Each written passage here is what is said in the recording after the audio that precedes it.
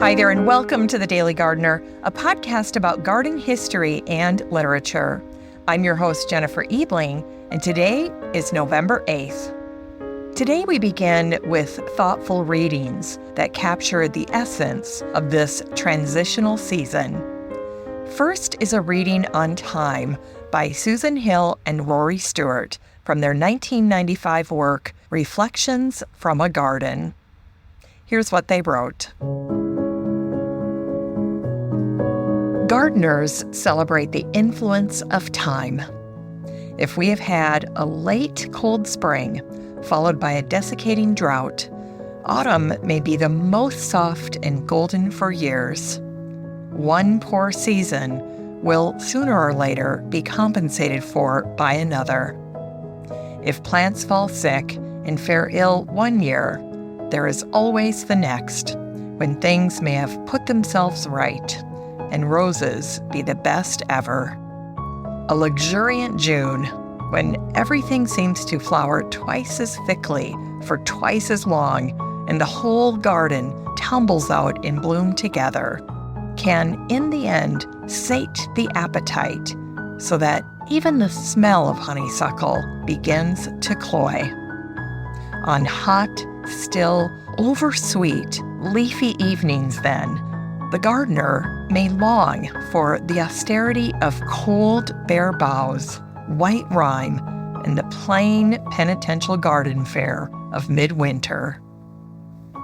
We enjoy what there is, yet long for change, stillness, a rest. Like that sympathetic, anonymous gardener who cried, "Hooray! The first frost! The dahlias are all dead." Well, I love the truth in that reading. Susan Hill and Rory Stewart's meditation on time in the garden captures so perfectly the essence of this transitional season. Their words remind us of the yin and yang of gardening. We love the dahlias all season long until we don't. So yes, gardeners do celebrate the influence of time. Time makes all the difference. Seasoned gardeners really do have a leg up because they learn to appreciate how the garden year flows in a deeply pleasing succession as it moves toward winter's rest, which is where we're at right now. We're right on that crest of fall before we descend into winter. And that will bring its own pleasures to the gardener. The second reading for today is from one of my favorite authors, Susan Wittig Elbert. This reading is from her book, China Bale's Book of Days, that celebrates the world of a beloved main character from her books. And what I love about this particular book are all of the wonderful little pieces of plant folklore and history and herbal medicine and the like that are included in so many of these diary entries. I just happened to pick it up this morning and I was looking through it and I thought, I wonder what she wrote for November 8th on this day. And it was all about using herbs to combat bacteria, sweeten your breath, and help keep your smile healthy. And so this first option that she writes about for a mouth rinse, use 3 drops of tea tree oil and a half a cup of water. Another option that she mentions is brewing a tea using 2 teaspoons of sage per cup of boiling water, and then let that steep. After it's cooled, you can use that as a mouth rinse. She recommends something very similar, using 2 drops of essential peppermint oil and add that to a glass of water. And then Susan writes about 2 soothing options. And one of these I actually experienced firsthand with my daughter because she had her wisdom tooth pulled this last January and she had a little bit of dry socket that she was dealing with. So when we went to the oral surgeon, what did he give her? Clove oil. And that's exactly what Susan writes about here. Got a toothache? Use a cotton swab to dab on a few drops of clove oil until you can see the dentist. The oil numbs the pain enough to tide you over. Emma and I were laughing about it because the smell of that clove oil was so strong that sitting just 5 feet away from her, I could tell every time that she even just slightly opened her mouth because that smell would waft over to me. So clove oil, very powerful for oral health. And then the last one that Susan mentions here is aloe vera. She writes, the leaf gel has antibacterial and anti-inflammatory properties that help to heal mouth and gum ulcers and canker sores. So apply that directly to the infected area. Now, again, what I mentioned before is that Susan does a great job of weaving in excerpts from the old herbals and plant lore and things like that. In this instance, she starts out with a little quote from The Gardener's Labyrinth from 1577. The juice of marigold, calendula petals mixed with vinegar, can be rubbed on gums and teeth to assuage grievous pain. So wonderful herbal wisdom from Susan Wittig Elbert, sharing advice gathered through the centuries that offers both practical benefits and moments of healing. These November days are so precious. Each one is an opportunity to prepare our gardens for winter's rest while reflecting on the season's lessons. One of the tools that I started using this year was my battery-powered pruners, and I bought it on a lark because I had bought something during Ryobi days, and then I could pick a free tool, and I decided to try the battery-powered pruners. And I have to say, they are thoroughly worth it. They're so powerful. You do have to be very careful with them, but they definitely make quick work of winter cleanup. I had a weedy tree on the edge of my property. It was growing through my horse fencing on the east side. And so yesterday, instead of sawing the tree down, I pushed my pruners into the soil where the young tree was growing out of the earth. And then I just snipped the anchoring roots, which was so much easier than chopping down the tree. It was a chore I'd been kind of pushing off because I thought it would be a little more arduous, and it ended up being very, very easy thanks to these battery-powered pruners. The ornamental gardens in the front yard are now officially tucked in for winter. They're mulched with leaves and compost.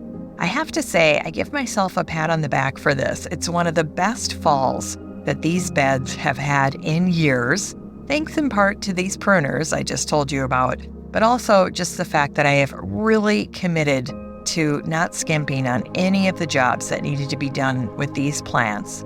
Some other things have been dug out that just were not life-giving to me anymore. I had a rose that just was never fully thriving.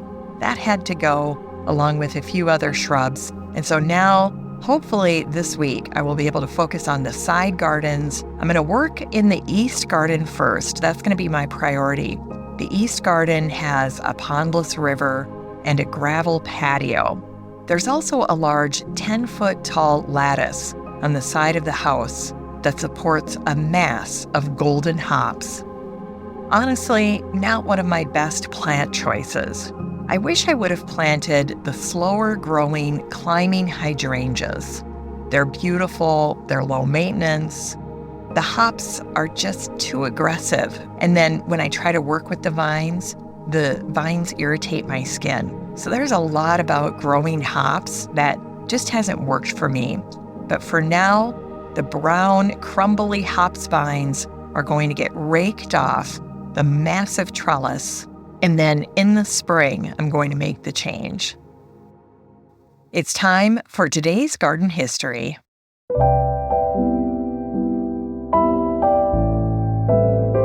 It was on this day, November 8th, in 1872, that William Copeland McCalla was born. McCalla would become one of Alberta's most influential botanists, combining his passion for photography with his love of plants to create an extraordinary legacy in Canadian botanical history. Growing up in St. Catharines, Ontario, where his father ran a conservatory, young William developed twin interests that would shape his life's work: botany and photography. McCalla's journey took a significant turn in 1899 when he embarked on a botanical collecting trip to Banff, Alberta. This expedition, supported by the Canadian Pacific Railway in exchange for photographs, foreshadowed his future contributions to Western Canadian botany. After marrying Margaret Ratcliffe in 1902 and raising 8 children, McCalla operated Sunny Acres Fruit Farm until 1913, when the family relocated to Edmonton, Alberta. McCalla's attention to detail was extraordinary. He created over 1,000 hand-colored lantern slides, which covered an impressive range of botanical subjects. His images featured flower life cycles, the movement of flower parts, fertilization and seed production, microscopic plant structures — there's one of a poppy that's just incredible — farm scenes, and ornamental plantings. The slides revealed the secrets of the earth and the work of a true artist. William McCalla is such a fascinating figure. In 1920, he wrote Wildflowers of Western Canada. It became a cornerstone of botanical education, and it was distributed in all the public schools in Alberta. William himself was a teacher and often began his lectures with a quote by Euripides: "Happy is the man whose lot it is to know the secrets of the earth." What a wonderful motto.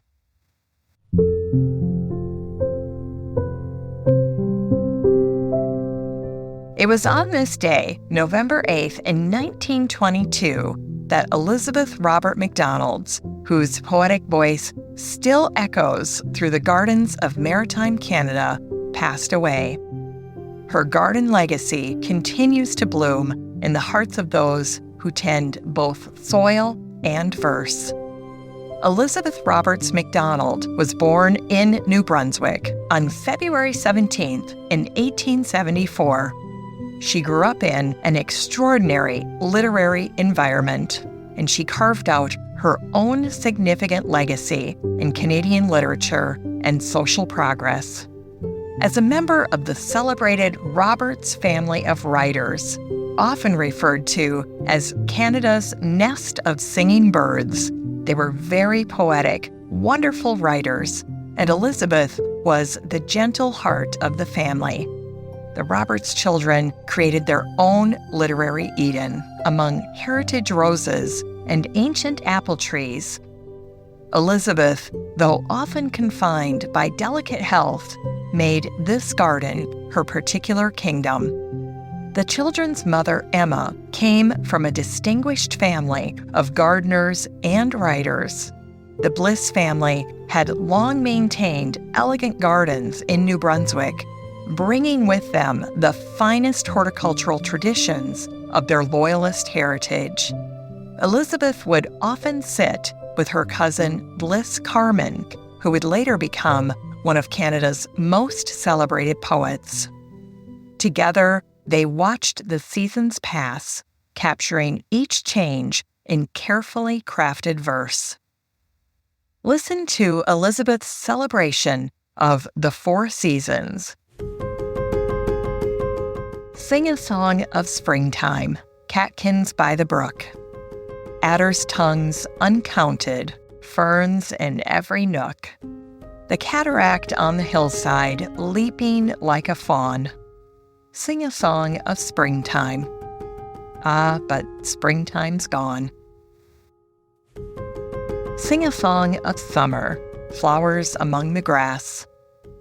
Clouds like fairy frigates, pools like looking glass. Moonlight through the branches, voices on the lawn. Sing a song of summer. Ah, but summer's gone. Sing a song of autumn, grain in golden sheaves, woodbine's crimson clusters round the cottage eaves. Days of crystal clearness, frosted fields at dawn. Sing a song of autumn. Ah, but autumn's gone. Sing a song of winter, north wind's bitter chill, home and ruddy firelight, kindness and goodwill. Hemlock in the churches, daytime soon withdrawn. Sing a song of winter. Ah, but winter's gone. Sing a song of loving, let the seasons go. Hearts can make their gardens under sun or snow. Sear no fading blossom, nor the dying day. Sing a song of loving, that will last foray. Foray, of course, the Canadian flipping through there, foray, forever. Well, these words resonate with any gardener who has watched the seasons slip by like pages in nature's album. Elizabeth's influence on Canadian garden writing cannot be overstated. She brought a gentler perspective to nature writing.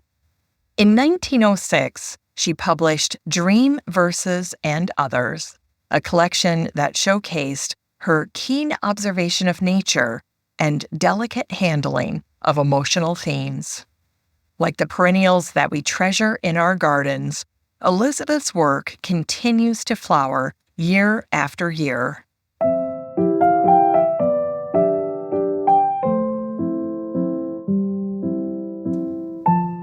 It's time to grow that garden library with today's book, A New Cottage Garden by Mark Bolton. Well, this book came out just this year, earlier in the spring, and the subtitle is A Practical Guide to Creating a Picture-Perfect Cottage Garden. And that subtitle is a little hint about the author. Mark Bolton is a garden photographer who spent years capturing other people's garden dreams, and he finally decided to create his own slice of paradise and write a book about it. Mark takes us on a deeply personal journey as he transforms from observer to creator. Well, after decades behind the lens, photographing everything from grand estate gardens to intimate cottage spaces, Mark brings both an artist's eye and a beginner's heart to this project. I thought I'd share two particularly evocative passages that I thought you would enjoy today, give you a little flavor of Mark and his writing. I have been photographing gardens for many years. Chic town gardens, grand country house gardens with deep double borders, Italian gardens with statues around every corner. However, what I really love to shoot, and what I will always make time for, is a cottage garden. Billowing, colorful borders, alive with bees and scent, dotted through with focal points. Rose arches, fences, rustic hazel wigwams, old tin baths filled with summer color, and of course, a productive vegetable patch, and an impossibly pretty potting shed. When I recently moved to a 19th century cottage in Devon, I finally had the opportunity to create my own version. I will show you how an amateur gardener like me made a decent stab at a new cottage garden, worthy of spending lots of time in, and perhaps slightly selfishly in my case, worthy of taking pictures in. My job, but also my passion. So let's get started. First things first, we need to look at the basic framework of the garden we already have and make some plans. So this is a great book. Let me give you one other little passage here that I think is kind of a fun little insight. Mark Bolton's description of some of the cottage garden stars that I think is quite enchanting.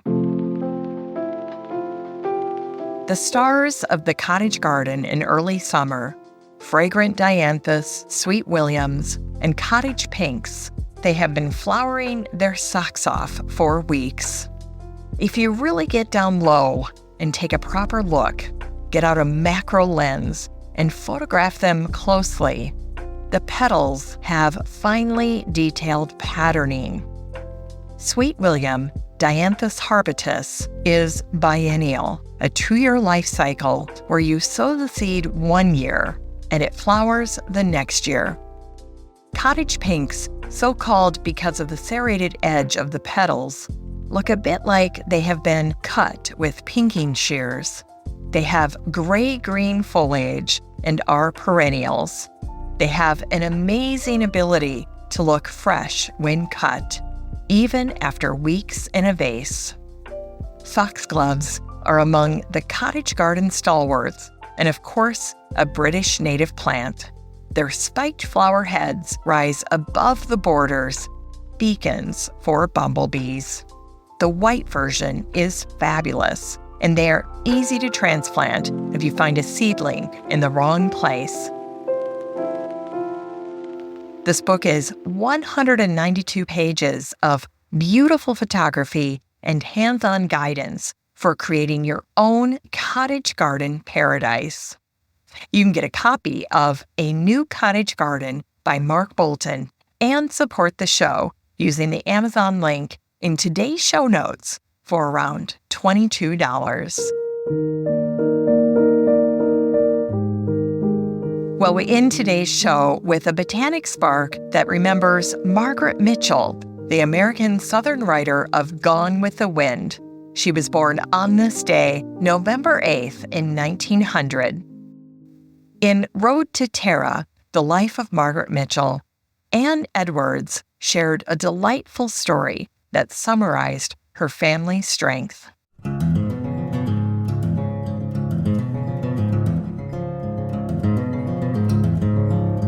Many of Margaret's childhood summers were spent at rural home, the Jonesboro farm of her spinster aunts, Sis and Mamie. Aunt Sis was fond of explaining there was just 2 kinds of people, wheat people and buckwheat people. For example, take wheat. When it's ripe and a strong wind comes along, it's laid flat on the ground and it never rises again. But buckwheat yields to the wind, and when the wind passes, it rises up just as straight as ever. Wheat people can't stand a wind. Buckwheat people can. Margaret grew up surrounded by buckwheat people, survivors of the Civil War and Reconstruction. Another early memory of Margaret's was her mother taking her to Jonesboro when she was just 6 years old to see the abandoned plantation houses in ruin. Her mother used the experience to encourage her daughter to value schooling, cautioning that education was the only weapon she could rely on if her world fell apart. Once again, the message was of perseverance and an inner strength, and Margaret listened. After she suffered another bout of debilitating ankle pain in 1926, her husband grew tired of trudging back and forth with big stacks of books from the library. He brought home a typewriter, and to that end, he suggested she write a book instead of reading one. And Margaret began to write. Her main character was a woman named Pansy O'Hara, who lived on a plantation called Tara. It wasn't until just before publication, over a decade later, that Pansy's name changed to Scarlet. Through Margaret Mitchell's pen, flowers and beauty became essential to her epic tale. Consider the moment that Rhett Butler brings Scarlett a bonnet in the exact shade of green of a lime leaf. Floral fabrics played a prominent supporting role in Gone with the Wind. Mitchell herself had an affinity for floral prints, often photographed in dresses adorned with delicate botanical patterns. And the night she attended the world premiere of Gone with the Wind, she gave Scarlett vibes in a floral brocade coat dress. Another memorable image shows Margaret Mitchell, the author, in a mid-length dress with a lace collar and three-quarter sleeves. The fabric popped with a small floral print reminiscent of the sprigged muslin she so lovingly described Scarlett wearing to the barbecue at 12 Oaks.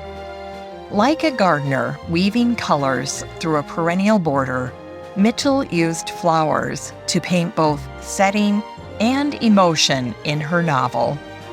Every garden reference was carefully chosen to enhance the setting and the character.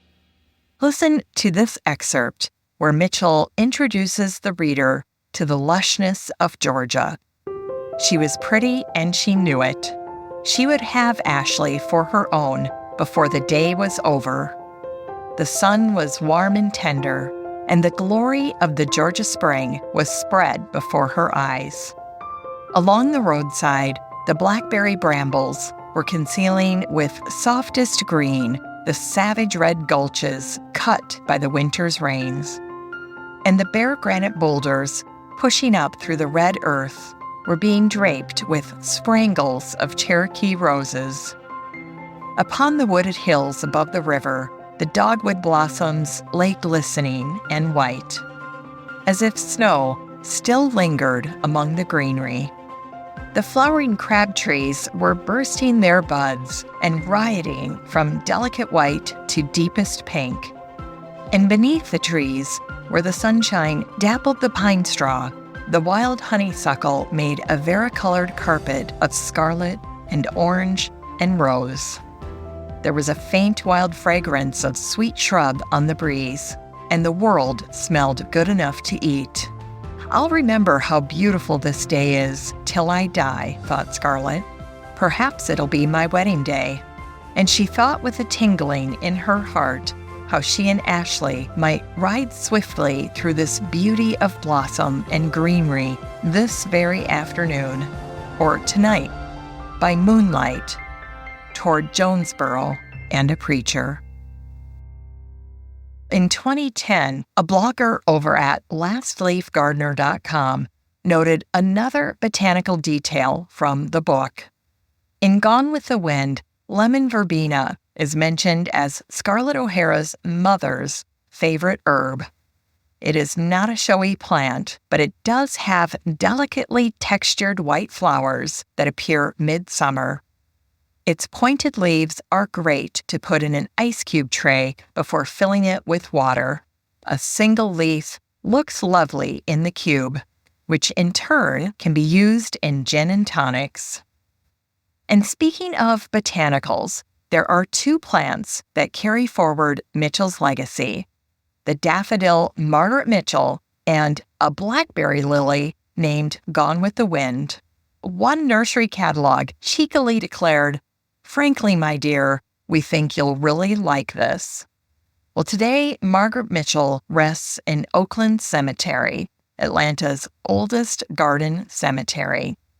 As we tend our gardens today, planting bulbs that will bloom in the spring, we're reminded of one of Margaret Mitchell's most famous lines: "Tomorrow is another day." Well, dear friend, that's it for today's show. As the November sun slips lower on the horizon, we've shared yet another day of garden memories and botanical treasures together. Let today's stories remind you that gardens are more than just plots of earth.